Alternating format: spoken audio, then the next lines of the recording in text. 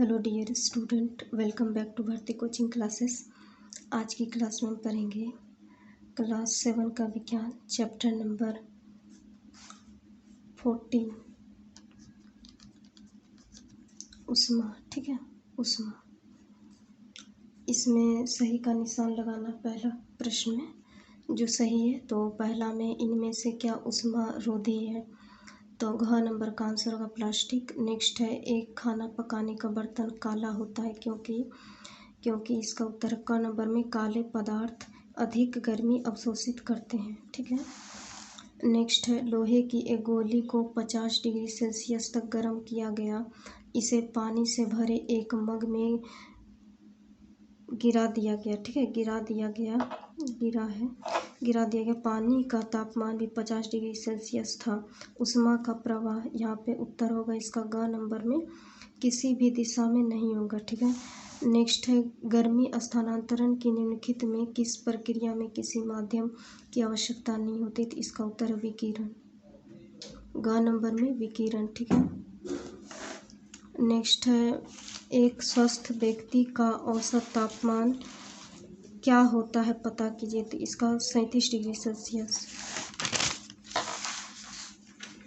Next है तवे को पकड़ने का हत्था लकड़ी का बना होता है क्यों, तो इसका उत्तर है क्योंकि लकड़ी उष्मा का कुचालक होता है, अतः इसे होकर उष्मा का प्रवाह नहीं हो सकता है। ठीक है, कुचालक होने के कारण। ठीक है।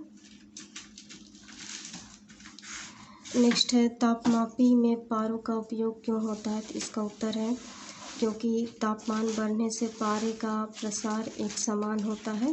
नेक्स्ट है पारा उष्मा का सुचालक होता है। नेक्स्ट है पारा शीशे से चिपकता नहीं है, इसीलिए तापमापी में पारा का उपयोग होता है। ठीक है।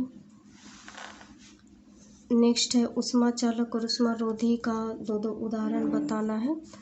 तो चालक का है पहला एल्युमिनियम और लोहा, और उष्मा रोधी का प्लास्टिक और लकड़ी। ठीक है। नेक्स्ट है प्रयोगशाला तापमापी और डॉक्टरी तापमापी में समानता और अंतर लिखना है। क्या क्या समानताएं हैं। समानताएं में दोनों तापमान मापते हैं और दोनों में पारे का इस्तेमाल होता है। अंतर में है प्रयोगशाला तापमापी में तापमान अपने आप गिर जाता है, लेकिन डॉक्टरी तापमापी में ऐसा नहीं होता है। नेक्स्ट अंतर है प्रयोगशाला तापमापी का परिसर डॉक्टरी थर्मामीटर की तुलना में यानी तापमापी की तुलना में बहुत ज़्यादा होता है, तो आप ये देख सकते हैं। नेक्स्ट है सर्दियों में एक मोटी चादर ओढ़ने के बदले 2-3 पतली चादर ओढ़ने से अधिक उष्मा मिलती है, क्यों होता है, ऐसा व्याख्या करना है। तो इसका उत्तर है ऐसा इसलिए होता है क्योंकि 2-3 पतली चादर के बीच हवा की एक मोटी परत होती है और हवा कुचालक होने के कारण उष्मा को हमारे शरीर से बाहर नहीं जाने देती है। ठीक है, इसीलिए हम यूज करते 1 से 2-3। ठीक है। नेक्स्ट है समुद्र समीर और थल समीर कैसे चलता है, चित्र सहित व्याख्या करने बोला है। तो इसका उत्तर है इसका उत्तर यहाँ पे है डियर स्टूडेंट। ठीक है, ये इसमें कुछ मिस्टेक्स हो गए हैं। ठीक है, ये इसका प्रश्न है, यहाँ पर है प्रश्न उत्तर सही। समुद्र समीर और थल समीर कैसे चलता है, इसका व्याख्या करने बोला है। तो इसका उत्तर दिन के समय स्थल जल की अपेक्षा अतिशीघ्र गर्म होता है।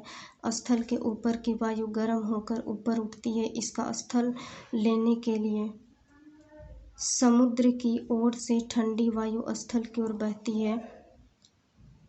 चक्र को पूरा करने के लिए स्थल की ओर से गर्म वायु समुद्र की ओर बह जाती है। समुद्र की ओर आने वाली वायु समुद्र समीर कहलाती है। ठीक है।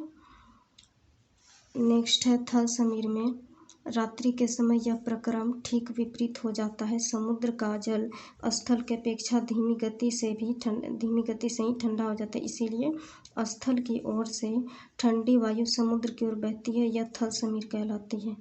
तो दोनों का परिभाषा देख लीजिए और यहाँ पे फिगर है, ये है आपका समुद्र समीर। ठीक है, ये जो फिगर आप देख रहे हैं ये समुद्र समीर है। ठीक है, ए नंबर में, और ये बी नंबर में है थल समीर। ठीक है, दोनों को कॉपी में नोट कर सकते हैं आप।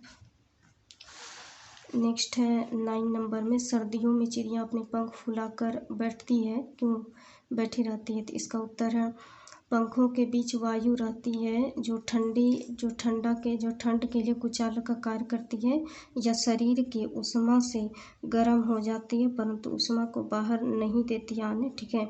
इससे चिड़िया को गर्मी की अनुभूति होती है, इसीलिए चिड़िया जो है पंखों फुला कर रखती है। नेक्स्ट है 10 नंबर में, गर्मियों और सर्दियों में उपयोग लाए जाने वाले छाते का रंग क्या एक ही रंग का होना चाहिए? तो क्यों, अगर ऐसा है तो इसका उत्तर है नहीं, एक ही रंग का नहीं होना चाहिए, क्योंकि गर्मियों में हल्के रंग के छाते का उपयोग करना चाहिए ताकि बाहर से उन पर पड़ने वाली उष्मा का अधिकांश भाग को परावर्तित कर दे, और सर्दियों में गाढ़े रंग यानी काला रंग के छाते का उपयोग करना चाहिए ताकि उन पर पड़ने वाली ऊष्मीय विकिरण के अधिकांश भाग को अवशोषित कर ले, ठीक है। तो यही दोनों अंतर था कि हम सर्दी में हल्का रंग का इस्तेमाल कर सकते हैं, गर्मियों में, लेकिन ठंड में उसमें मतलब कि मोटा होना चाहिए, ठीक है, सर्दियों में, ठीक है। तो प्रिय छात्र एवं छात्राओं, ये chapter number 14 all question answer, ठीक है, इन वन वीडियो यहीं पर समाप्त होता है, ठीक है। वीडियो कैसा लगा कमेंट करके अवश्य बताइए, और पसंद आए तो लाइक बटन को अवश्य प्रेस करें और अपने दोस्तों के साथ इस चैनल को ज़्यादा से ज़्यादा शेयर करें, और हमारे इस चैनल भारती कोचिंग क्लासेस को सब्सक्राइब कर लें। धन्यवाद।